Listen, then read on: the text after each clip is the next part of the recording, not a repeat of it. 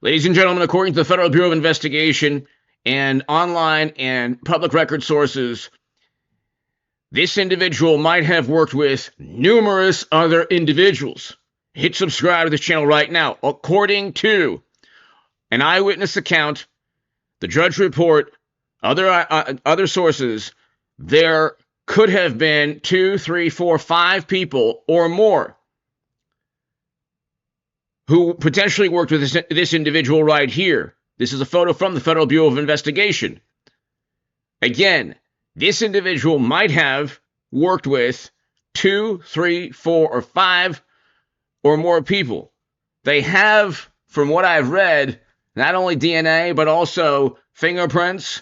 We already know that they have the weapon, but surveillance footage that has not been released, photos that have not been released, social media, possibly with the other individuals, the multiple assailants or assassins involved, that haven't been released, according to the Drudge Report and others. But check this out. This is really, really interesting. This is one of the individuals who was there. I think he might have asked the initial question, and right before Charlie Kirk his life was ended. But check this out. But I was piecing things together, and it was really weird because the second guest that I talked to, before I went and asked him the question, what I was going to ask him, he was talking to him about how he was going to ask about transgenderism or something like that, but nothing about shootings. And this is the irony that came to me, which was like, right when he asked that, not like 5-10 seconds later, he was shot. And not only that, right after that, someone confessed to it who had no weapon, which makes me think that it was clearly a setup and that multiple people were involved. So, but prior to that, that's all I saw because everyone was squirming. Did you see anybody fire a shot? I didn't see anyone fire a shot. I think it had to come from an elevated position for sure. So one of the people that he spoke to, apparently, if I'm listening to that correctly, mentioned a shooting before it actually happened, which is very, very, very obviously very suspicious. Also, two individuals potentially stating that they were involved and then being cleared, that could be also part of allowing time for the actual assailant to flee, part of the setup, part of a coordinated hit. Who knows? I mean, it's really interesting. Let's listen to this again. Before I went and asked him the question, what I was going to ask him, he was talking to him about how he was going to ask about transgenderism or something like that, but nothing about shootings. And this is the irony that came to me, which was like, right when he asked that, not like 5-10 seconds later, he was shot. And not only that, right after that, someone confessed to it who had no weapon, which makes me think that it was clearly a setup and that multiple people were involved. Okay, so from what I gather from that right there, one of the individuals he was speaking to, or one of the individuals that was asking questions, either spilled the beans or made a reference to what eventually took place, which would lead to, obviously, that person knowing, along with other people, potentially other people who, like this gentleman said, stated they were guilty, but did not actually, fire the shot. So it's very difficult also for any of these types of things to have, for only one person to be involved.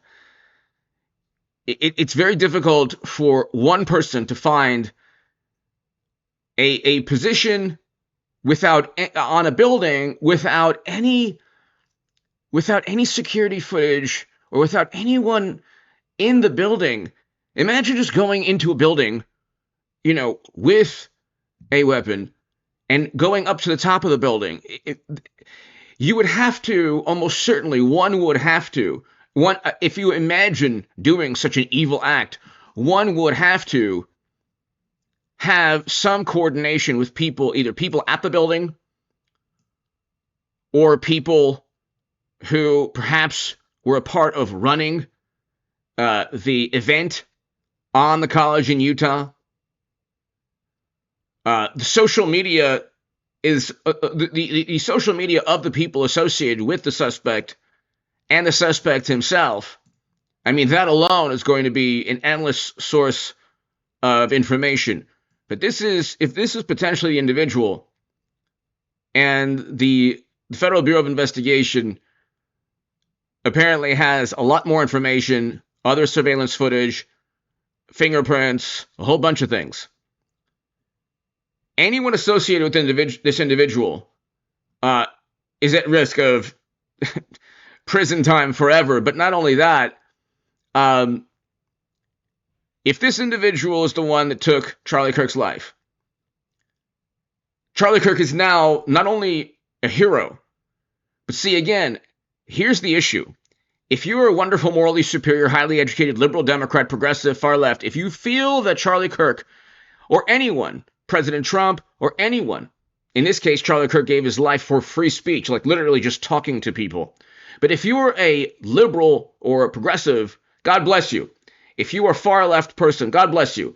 You might have something to learn about life and about self-control and about morality and about honor. It is not honorable. It is not moral to enjoy anyone's death, even if that person is if you think that person, if you feel that person is vile and stated the most horrible, offensive things that just ruffled your feathers and made you feel so indignant. And let's say Charlie Kirk trampled on the sensibilities of the wonderful, morally superior, highly educated liberals and progressives and leftists. It doesn't mean that he shouldn't be with his family. It doesn't matter how vile you think a person is. And Charlie Kirk was an honorable man. He had conservative viewpoints that nobody could really defeat in terms of logic and reason. And I didn't agree with everything pertaining to Charlie Kirk, but I don't agree with everything.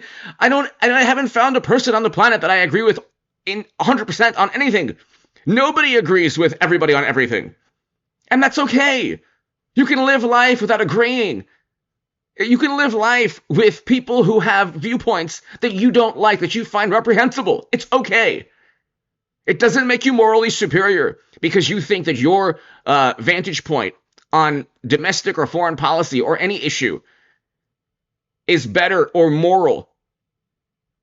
There are a number of people throughout the world who dislike Trump and Charlie Kirk and others who think that their vantage point is so moral that if anyone presents the antithesis of their vantage point, they think that there are liberals and progressives and far left, highly moral, wonderful, educated individuals who feel that because Charlie Kirk expressed and debated and espoused viewpoints that they consider to be vile and full of hate, that it's okay what happened to him. And that's wrong. You learn this in kindergarten. Here's a lesson on life.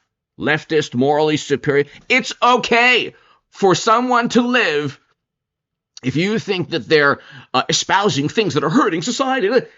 Your viewpoint has to defeat them, not actually ending their lives like the healthcare CEO or like what they tried to do with Trump or what they did with Charlie Kirk or the endless property damage every time Democrats don't get what they want. Or like, let's say, like I agree with peaceful protesters who felt that George Floyd was essentially murdered on camera. I agree his life was taken on camera. I agree with that. What does that have to do with $2 billion in property damage? It's like Democrats and wonderful, morally superior liberals and progressives, they wake up every morning to MSNBC and CNN. They read the New York Times, the Washington Post, the Atlantic. They go to bed to Seth Meyers, Stephen Colbert, and Jimmy Kimmel. And 24/7, they are indoctrinated they are told and indoctrinated that Trump and Charlie Kirk and everyone who disagrees with them is the devil. And these are the wonderful, morally superior, highly educated atheists, generally atheists, oftentimes, who rejoice now online. How can you rejoice? How can you rejoice? It is okay for a human being to hold vile viewpoints. You want to know why? That person should be able to live. Do you want to know why?